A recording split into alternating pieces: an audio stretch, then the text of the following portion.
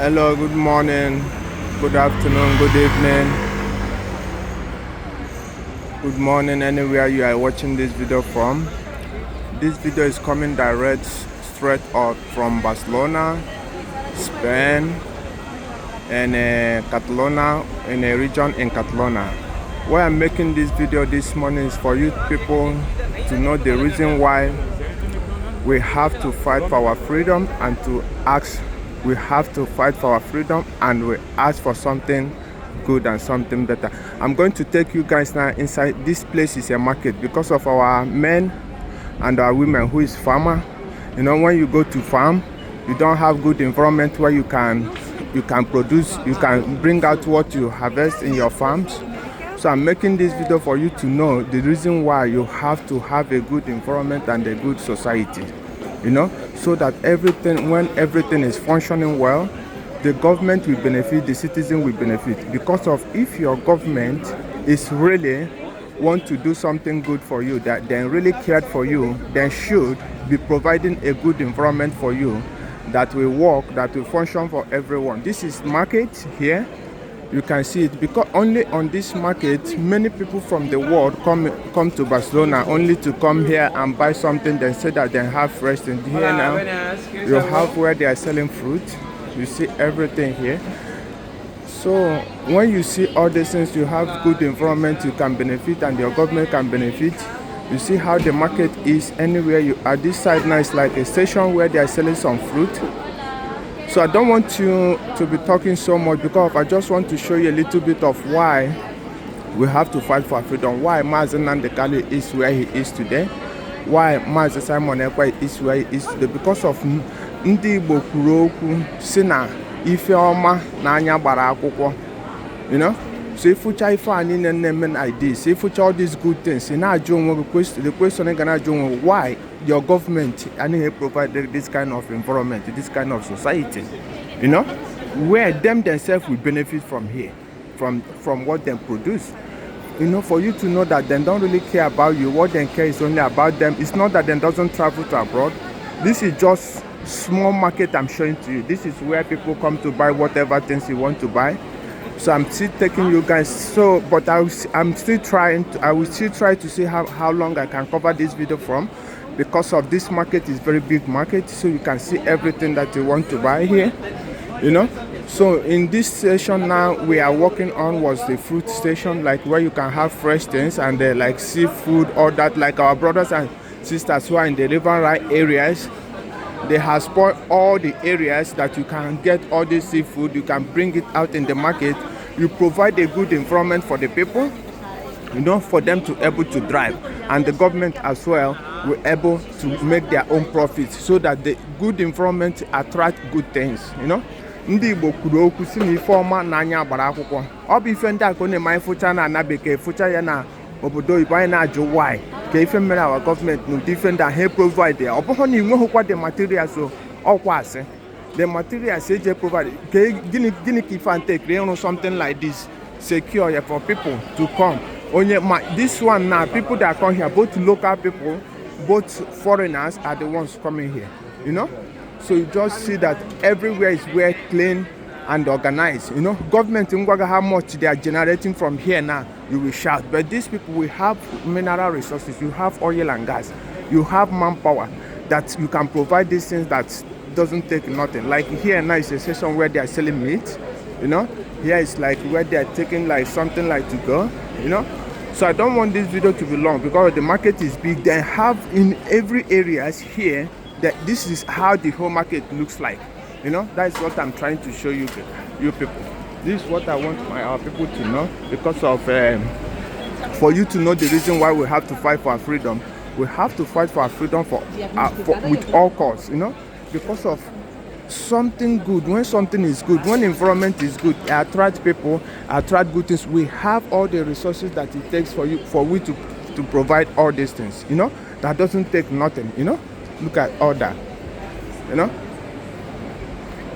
You have all the resources. You see all here, these are shops, you know. Those people are not yet open. All these are shops. This is where you sell your things, you know, so that people can see you, like you know.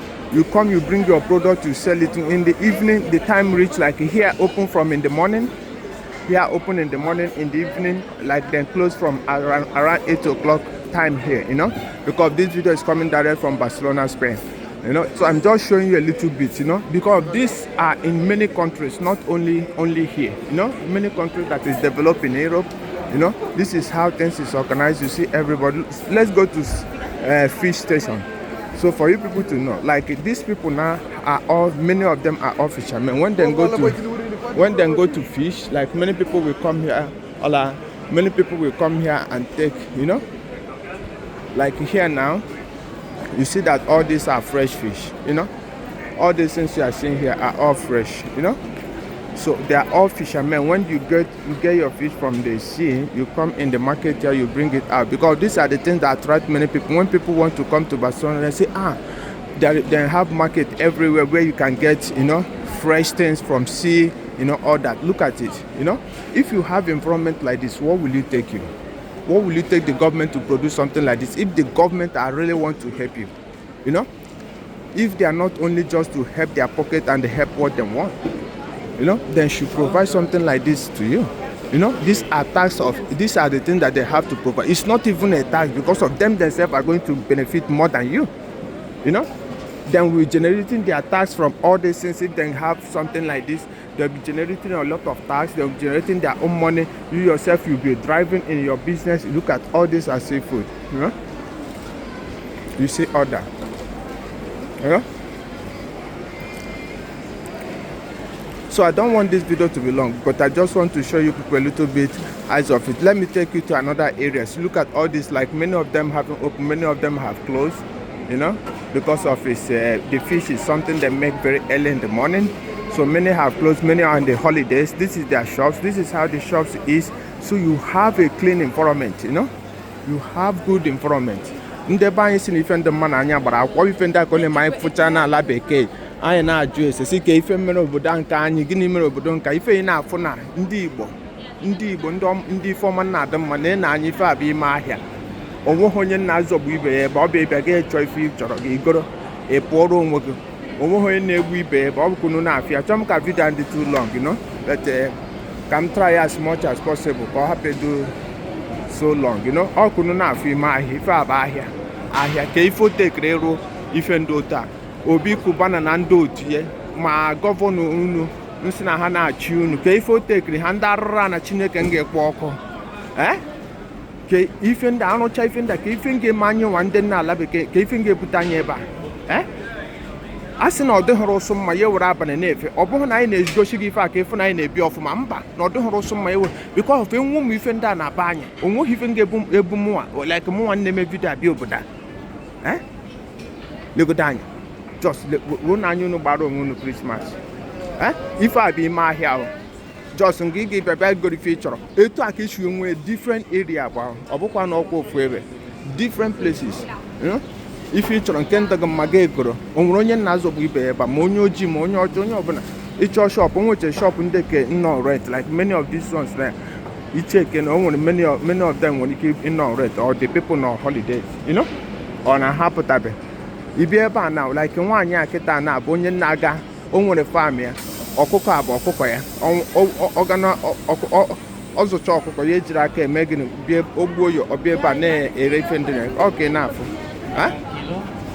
na-ada maka ndị be anyị. A na-agwa unu baanụ na ụmụ ife farming, na-emenụ farm. Ụmụ ife ndị na-afụchaghị a bụ ndị nwechere farm, from their farm ka anyị na-produce many of these things na-afụ here, you know, from their farm he produce. So ha nwechere companies here, ha na-produce all these things. Ndị a na-nwechere their farm ebe ha na-azụcha ehi ma atụrụ ha, you know, abịa igbuo ya nene anya na onwe ife na ga afụ ebe ma afọ anụmanụ ute mgbe ngwodogwom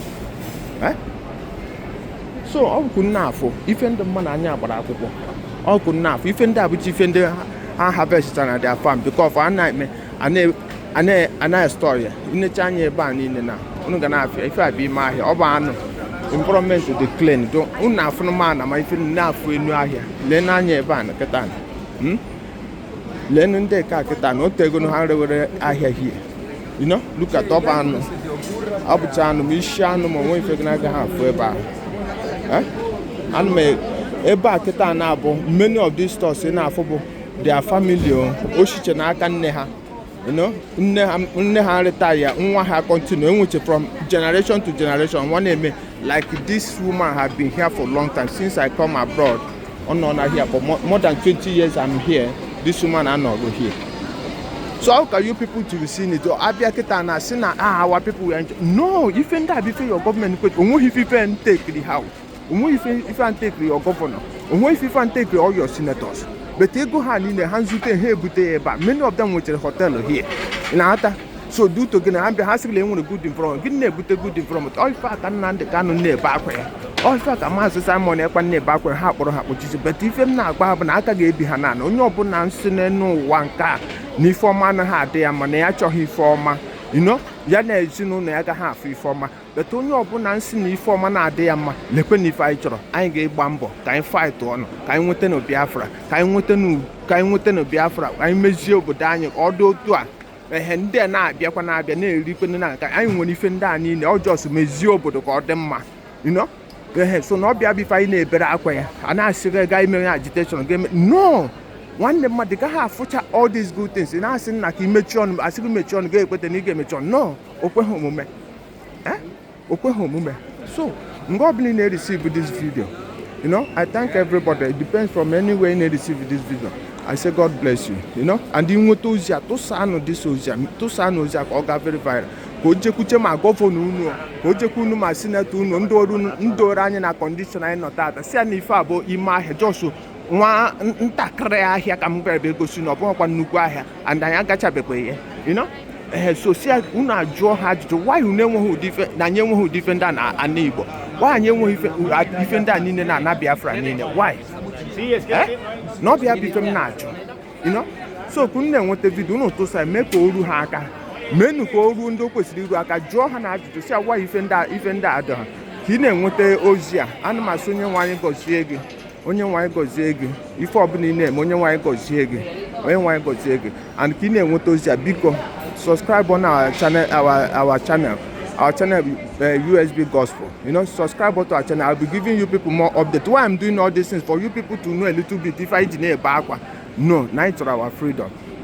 Make sure that you drop your comment, you know, in our comment section, and subscribe to the channel. Subscribe to all our platform, you know. As you are doing this, you are helping us to grow our platform. We'll be giving you people many updates. Like here now, but outside of the another side, you know, you see people coming with their bags, you know. Foreigners, when you open a store, they have only here, only Barcelona. Because let me tell you people one thing before this video will finish. Barcelona don't have no and one gas. And all this manpower. Even that in Nebukwa, Yampandi, was not be a kite in outer so he make he develop with the foreigners and not be no Buddha. In outer, which is what they call tourists and they want to know Buddha. This is where they generate money. One day, they go to see million on Akoko now. See, everybody to get there.